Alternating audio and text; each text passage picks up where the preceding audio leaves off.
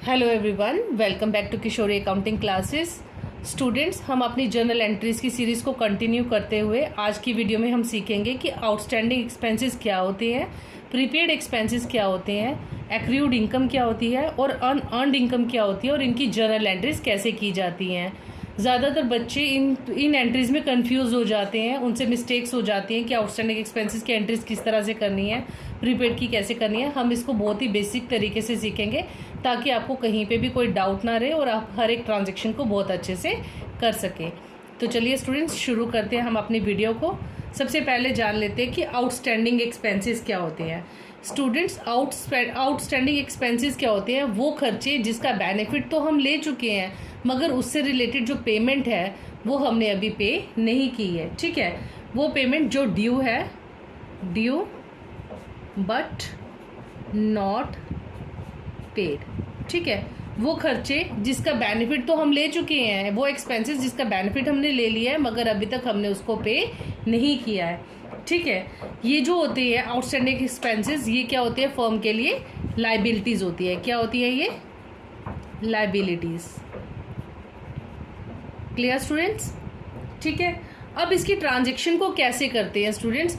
जो भी लाइबिलिटीज़ होती हैं, आउटस्टैंडिंग एक्सपेंसेस हमारी क्या है? लाइबिलिटीज़। जब भी हमारी लाइबिलिटीज़ इंक्रीज होंगी तो हम वो हमेशा क्या होगी? क्रेडिट होगी। उसको ट्रांजैक्शन को हमेशा क्या करेंगे? क्रेडिट करेंगे। तो जो आउटस्टैंडिंग एक्सपेंसेस है वो क्या होंगे? हमेशा क्रेडिट होंगे टू आउटस्टैंडिंग एक्सपेंसेस। एक्सपेंसेस में कोई भी एक्सपेंस हो सकता है, जैसे कि सैलरी है या रेंट है। ठीक है, और डेबिट क्या हो जाएगा आपका? एक्सपेंस। डेबिट किसको करोगे? एक्सपेंस को। Expense debit to outstanding expenses. Clear? Outstanding expenses क्या होते हैं? वो अमाउंट जो ड्यू हो चुकी है और हमने अभी पे नहीं की है, वो हमारी क्या होंगी? लाइबिलिटीज़ होंगी। ठीक है, आउटस्टैंडिंग एक्सपेंसेस क्या होंगे? हमारी लाइबिलिटीज़ होंगी। और लाइबिलिटीज़ हमेशा क्या होती है? क्रेडिट साइड आती है। Clear students? तो डेबिट क्या हो जाएगा? आपका एक्सपेंस, और क्रेडिट क्या हो जाएगा? Outstanding expenses. क्लियर?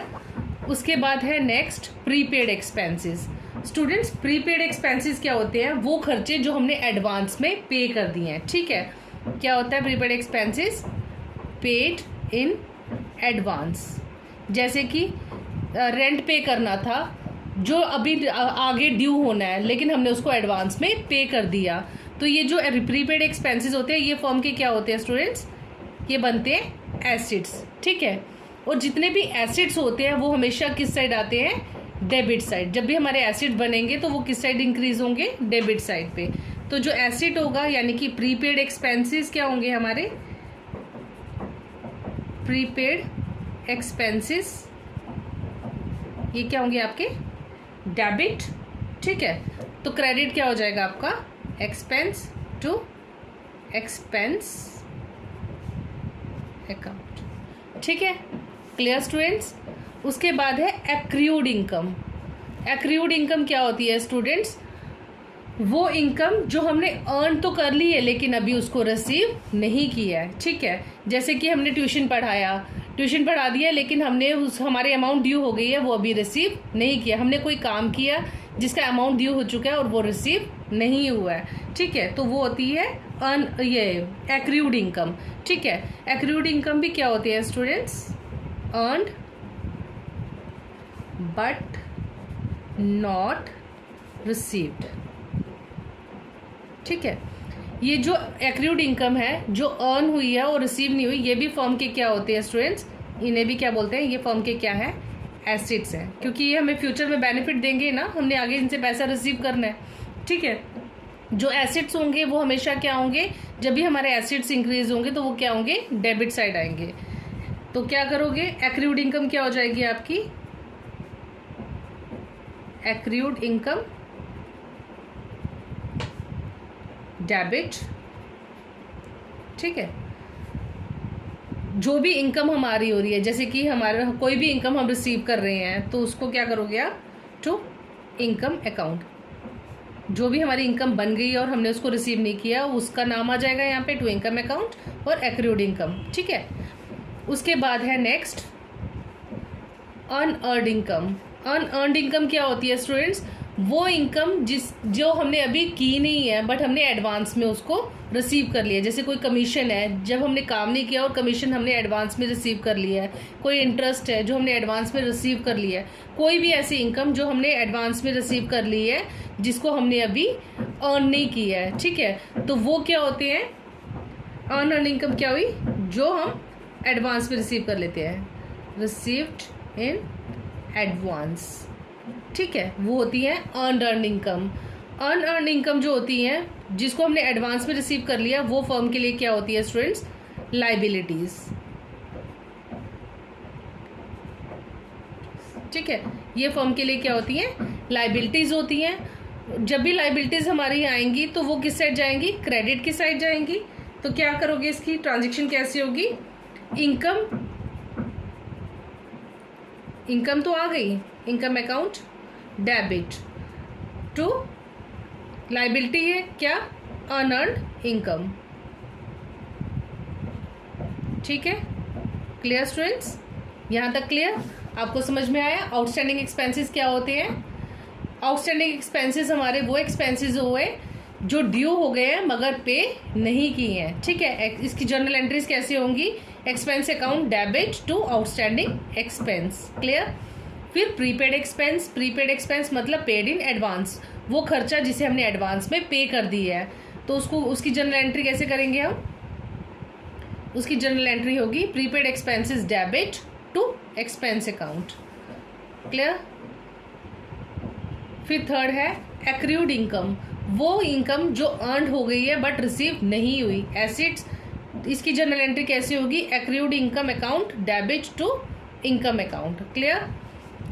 फिर है अनअर्न्ड इनकम, वो इनकम जिसे हमने एडवांस में रिसीव कर ली है, ये फर्म की क्या है, लाइबिलिटीज, ठीक है। हमें ये ध्यान रखना है कि कौन सी चीज़ जो है वो एसेट में स्टैंड करेगी और कौन सी लाइबिलिटीज़ में, उससे आपको ट्रांजैक्शन करना आसान हो जाएगा, ठीक है। जैसे कि आउटस्टैंडिंग एक्सपेंसेस हमारी क्या है, लाइबिलिटीज़ हैं, तो वो हमेशा किस साइड आएंगी, क्रेडिट साइड आएंगी। प्रीपेड एक्सपेंसेस हमारे क्या होते हैं, एसेट्स होते हैं, तो वो हमेशा किस साइड आएंगे, डेबिट साइड आएंगे। एक्रूड इनकम भी क्या है, हमारे एसेट्स हैं, तो एसेट्स जो होंगी वो हमेशा डेबिट साइड आएंगी। और अनअर्न्ड इनकम जो है जिसे हमने एडवांस में रिसीव कर लिया है, ये फर्म की क्या होती है, लाइबिलिटीज, और ये हमेशा क्रेडिट साइड आएंगी, क्लियर। ओके स्टूडेंट्स, अब हम करेंगे इससे रिलेटेड कुछ एंट्रीज, कुछ जर्नल एंट्रीज करेंगे ताकि आपका कंसेप्ट और अच्छे से क्लियर हो सके, ठीक है। जैसे यहाँ दिया हुआ है salaries of the current year outstanding, इस साल की जो सैलरीज है वो आउटस्टैंडिंग है, यानी कि हमने काम तो करवा लिया एम्प्लॉय से लेकिन सैलरीज पे नहीं की हैं, तो ट्रांजैक्शन क्या होगी, आउटस्टैंडिंग सैलरी, यानी कि खर्चा जो है वो अभी आउटस्टैंडिंग है, हमने पे नहीं की है, तो वो फर्म की क्या होंगी, लाइबिलिटीज होंगी। तो आउटस्टैंडिंग सैलरीज क्या हो जाएंगी, क्रेडिट टू आउटस्टैंडिंग एक्सपेंसेस में कौन सा एक्सपेंस आ जाएगा, सैलरीज, ठीक है, ये हो गई क्रेडिट। तो डेबिट क्या होंगे, कौन सा एक्सपेंस है, सैलरीज अकाउंट है, यहाँ लिखोगे salaries account debit to outstanding salaries, clear हुआ, ठीक है। कितनी अमाउंट है, 20,000 है, हम यहाँ पे क्या करेंगे, डेबिट 20,000 एंड क्रेडिट 20,000, ठीक है, क्लियर। फिर है next, salaries of the next year paid, मतलब अगले साल की सैलरीज जो है वो हमने एडवांस में पे कर दी, सैलरी पेड इन एडवांस, ठीक है। यानी कि ये क्या हुआ, हमारा प्रीपेड एक्सपेंस हो गया, हमने एडवांस में सैलरी पे कर दी, एक्सपेंस है ना सैलरी, जब हम उसे एडवांस में पे करेंगे तो वो क्या होंगी, प्रीपेड एक्सपेंसेस हो जाएंगे, ठीक है। प्रीपेड एक्सपेंसेस क्या होते हैं स्टूडेंट्स, वो हमारे एसेट्स होते हैं जिसे हमने एडवांस में पे कर दिया, ठीक है। तो एसेट्स हमेशा किस साइड आते हैं, उसको हमेशा डेबिट साइड लिखेंगे, तो यहाँ क्या लिखोगे, prepaid salaries account debit to, salaries में हम क्या पे कर रहे हैं, कैश पे कर रहे हैं, टू कैश अकाउंट, ठीक है। कितनी सैलरीज पे की हमने, 10,000, तो यहाँ डेबिट में 10,000 एंड क्रेडिट में भी 10,000, क्लियर। उसके बाद है third transaction, rent of the current year due but not received, ठीक है। करंट ईयर का जो रेंट है वो ड्यू हो गया है मगर अभी रिसीव नहीं हुआ, ये क्या हुई हमारी एक्रूड इनकम, वो इनकम जो हमारी ड्यू हो गई है, लेनी वाली है, लेकिन अभी हमने रिसीव नहीं की, तो इसकी ट्रांजैक्शन क्या करोगे? ये भी क्या हुए हमारे लिए? एसेट हुए ना। तो क्या होगा? रेंट जो है वो ड्यू हो रहा है, तो आप क्या करोगे? रेंट एक्रूड अकाउंट डेबिट, ठीक है, टू रेंट रिसीव्ड। अभी रिसीव किया नहीं है, रिसीव करना है, इसलिए हम क्या कर रहे हैं? To rent received account. Clear? कितना रिसीव करना है? 15,000 डेबिट और 15,000 आप क्रेडिट करेंगे। क्लियर? उसके बाद है लास्ट ट्रांजेक्शन हमारी, rent of the next year received.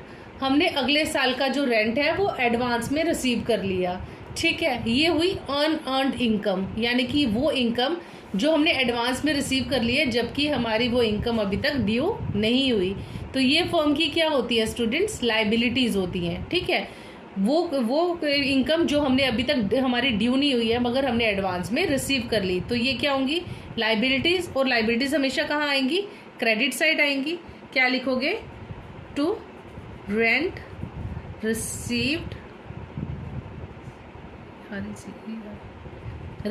In advance, ठीक है। To rent receive in advance, यहाँ पे क्या आ जाएगा? Cash account. कैश आ रहा है ना, रेंट रिसीव कर रहे हैं तो कैश आएगा। डेबिट व्हाट कम्स इन, है ना। कैश क्या हो जाएगा? Debit to rent received in advance. कितना एडवांस रेंट रिसीव किया हमने? 12,000। यहाँ आप लिखोगे cash debit 12,000 and rent receive in advance credit 12,000। ठीक है स्टूडेंट्स, आप आई होप आपको ये एंट्रीज क्लियर हुई होंगी। आउटस्टैंडिंग सैलरीज की जो आउटस्टैंडिंग की एंट्रीज हैं वो कैसे करनी है, प्रीपेड एक्सपेंसेस की एंट्रीज कैसे करनी है, एक्रूड इनकम और अनअर्न्ड इनकम की एंट्रीज कैसे करनी है, आई होप आपको क्लियर हुआ होगा। फिर भी स्टिल आपको कोई भी डाउट हो इनसे रिलेटेड, इन ट्रांजेक्शन से रिलेटेड, कहीं पे भी आपको कोई भी डाउट हो तो आप कमेंट सेक्शन में लिखकर बता सकते हैं, मैं आपकी पूरी हेल्प करूँगी। ठीक है स्टूडेंट्स, अगर आपको वीडियो अच्छी लगे, हेल्पफुल लगे तो प्लीज़ इसे लाइक करें, फ्रेंड्स के साथ शेयर करें और चैनल को सब्सक्राइब करना मत भूलिएगा। मिलते हैं हमारे नेक्स्ट वीडियो में। Bye bye.